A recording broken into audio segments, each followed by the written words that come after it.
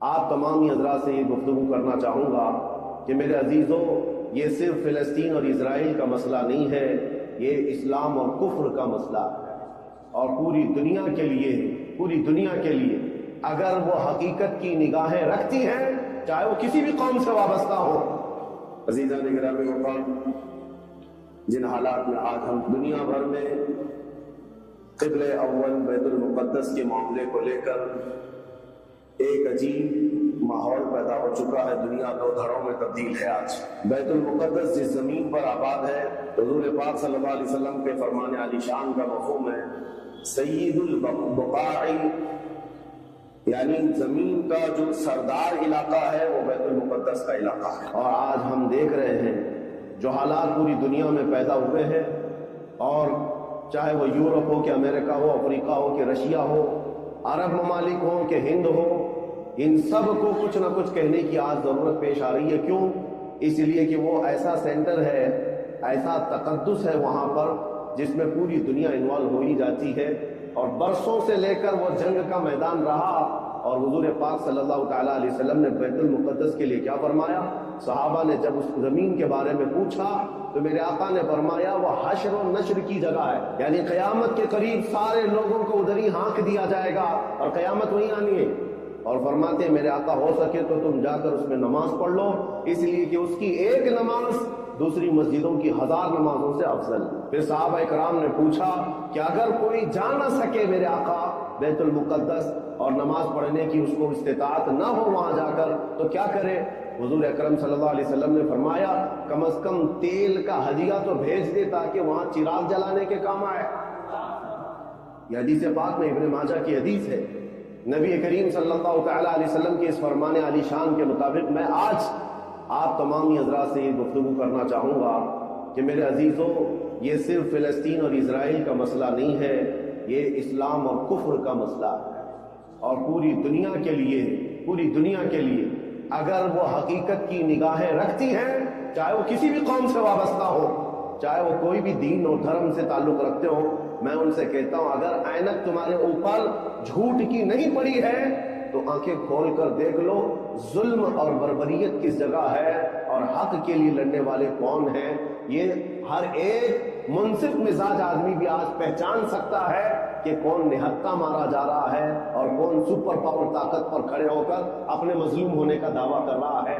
ہر دنیا کا انصاف پسند آدمی آج بول سکتا ہے، لیکن یہ دور بھی امتحان کا ہے۔ جتنے کیڑے مکوڑے دل میں بغض و عداوت رکھتے ہیں اسلام کے، وہ ظالموں کے ساتھ کھڑے ہوئے نظر آتے ہیں، آج ظالموں کے ساتھ کھڑے ہوئے نظر آتے ہیں۔ نبی کریم صلی اللہ تعالیٰ علیہ وسلم نے فرمایا مسلمانوں، آپ اپنی اوپینین، اپنی رائے کیا رکھتے ہیں یہ بہت امپورٹنٹ ہے۔ دنیا کیا کہتی ہے اس سے مجھے غرض نہیں، تمہارا تعلق تمہارے نبی پاک کے فرامین سے ہے۔ تم کبھی ان ظالموں کی حمایت میں نہ آنا۔ اللہ تعالیٰ فرماتا ہے اس طرف تم توجہ بھی مت کرنا، جھکاؤ بھی مت رکھنا جس طرف ظالم گئے۔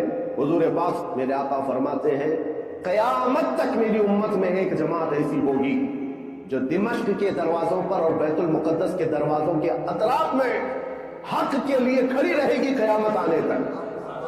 اور حضور پاک نے یہ بھی فرمایا، میرے آقا مخبر صادق صلی اللہ علیہ وسلم کے فرمان آج ہم اپنی آنکھوں سے دیکھ رہے ہیں۔ حضور فرماتے لا یضرهم خذلان من خذلهم، میرے آقا فرماتے ہیں دنیا کے بڑے بڑے دھوکہ دینے والوں کا دھوکہ انہیں کچھ اثر نہیں کرے گا، انہیں کوئی نقصان نہیں پہنچائے گا۔ آج بڑے بڑے پیٹرول میزائل داغ کر کے اگر وہاں کے علاقوں کو ختم کرنے کا دعویٰ کر رہے ہیں تو مجھے میرے نبی کے فرمان پر یقین ہے یہ کبھی نہیں ہو سکے گا۔ کچھ عمارتوں کے گر جانے اور کچھ بچوں کے اور کچھ لوگوں کے قتل ہو جانے کا نام یہ جیت اور فتح نہیں ہے۔ میرے عزیزو، آج ہم ان ظالموں کو دیکھ رہے ہیں جن کا دعویٰ تھا کہ دنیا میں ان سے بہتر ڈیفنس طاقت کسی کے پاس نہیں، ان سے بہتر بنکر کسی کے پاس نہیں، ان سے بہتر سائرن بجانے کی طاقت کسی کے پاس نہیں، پوری دنیا کو زہریلے ہتھیار بیچنے والی طاقتیں۔ آج ہم نے یہ بھی دیکھا ہے کہ صرف محض ایک چھوٹی سی جماعت سے ان کے ہاتھ پیر ڈھیلے نظر آتے ہیں اور ان کے جسموں میں کپ کپی نظر آتی ہے۔ اقبال نے بہت پہلے کہا تھا اللہ کو پامرد یہ مومن پہ بھروسہ، ابلیس کو یورپ کی مشینوں کا سہارا۔ ان کے پاس یورپ کی مشینوں کا سہارا ہے لیکن مسلمان کو اپنے رب کی طاقت پر بھروسہ ہے۔ میرا رب غالب حکمت والا ہے اور وہ قدرت والا ہے. آج دنیا کے حالات کو دیکھ کر مسلمانوں کا ایمان اور مضبوط ہو جائے اور مضبوط ہو جائے.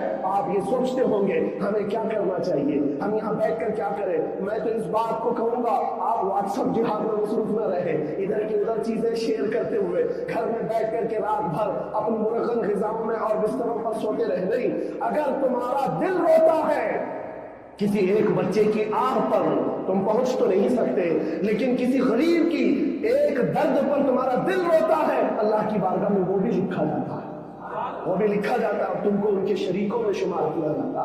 آج تمہاری کیفیت یہ ہونی چاہیے جس وقت ان حالات کو دیکھو تمہارا دل روئے, تمہاری بے قراری بڑھ جائے, تمہاری بے چینی بڑھ جائے اور بارگاہ رب العزت پہ گڑ گڑا کہ مولا اگر ہمارے برے اعمال کی وجہ سے, ہمارے گناہوں کی وجہ سے ہمارے بھائیوں پر اگر یہ آفت آئی ہے تو میں توبہ کرتا ہوں, میں باز آتا ہوں مولا, میں اپنی حرکتوں سے توبہ کرتا ہوں.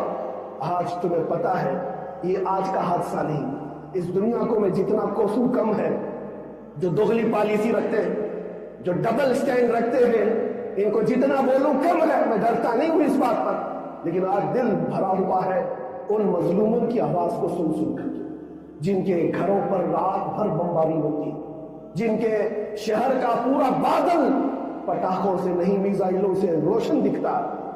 میرے عزیزوں کیسی راتیں وہ گزارتے, ماں اور رات کو اپنے بچے کو گلے سے لگا کر سوتی ہے, اس کو یقین نہیں ہوتا صبح تک میرا لال میرے ساتھ رہے گا. انہیں پتہ بھی نہیں ان کے دروازوں پر موت دستک دے رہی ہے. 5000 سے زیادہ راکٹ داغ کر کے ابھی بھی ختم نہیں کیا گیا, اور ظلم اتنا ہونے کے بعد حیرت ہوتی ہے اس دگلی دنیا پر.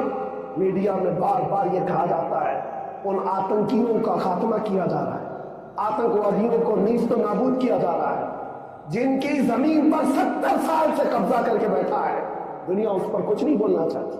تم قتل بھی کرتے ہو تو چرچا نہیں ہوتا, ہم آہ بھی کرتے ہیں تو ہو جاتے بدنام. یہ حالات آج پیدا کیے گئے.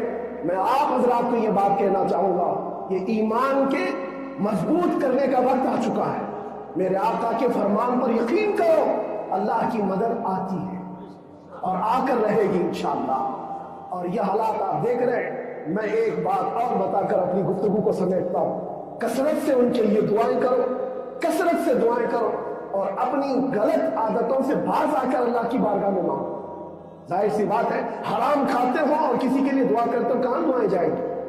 اب جو بات رہ جاتی ہے یہ کچھ دنوں کے لیے ہے, وہ بھی امتحان دے رہے, ہم بھی امتحان دے رہے. یہ امتحان کی گھڑی گزرنے والی, اور قیامت کے قریب میرے آقا کا فرمان حق ہو کر صاف ظاہر ہوگا. بعض روایات میں ہے کہ حضرت سلیمان علیہ السلام کی روایتیں بھی بیان کی گئی کہ آپ نے فرمایا کہ یہودیوں کی ایک ریاست قائم ہوگی, اور صرف 50 سال کے بعد ان کی ریاست کے قائم ہو کر 50 سال کے بعد قیامت کی بڑی نشانیاں سامنے آ جائیں. اب وہ حالات آ گئے, چند سالوں کی بات ہے. جتنا خون بہایا تھا وہ خون ختم ہوگا, اور خون شہیدہ سے صبح بہارا آئے گی, اور ایک دن پوری دنیا دیکھے گی جب بیت المقدس پر اللہ اکبر کی صدائیں گونج رہی ہوں گی, اور امام مہدی کا ظہور ہوگا. امام مہدی آئیں گے اور پوری دنیا میں صرف اور صرف اسلامی پرچم لہرائے گا انشاءاللہ العظیم. میرے آقا صلی اللہ علیہ وسلم فرماتے قیامت کے قریب تم دیکھو کہ ہر چیز یہودیوں کے خلاف ہوگی, حتیٰ کہ پتھر بھی تمہیں کہیں گے یہودی یہاں چھپا ہوا ہے, پتھر بھی کہیں گے. اور حضور نے فرمایا تو یہ ہو کر رہے گا, ہو کر رہے گا. اس لیے ان کی طاقتوں پر نہ جاؤ, ان کی قوتوں پر نہ جاؤ. ہمارے نزدیک موت کوئی حادثہ نہیں. ہمارے بزرگوں نے تو ہمیں یہ بتایا ہے کفن کندھے پر لے کر چلنا, موت آئے تو اوڑھ کر سو جانا. یہ نہ سوچنا کہ حادثہ ہوا ہے, بلکہ یہ سوچنا ادھر آنکھیں بند ہوئی ادھر زیارت مصطفیٰ.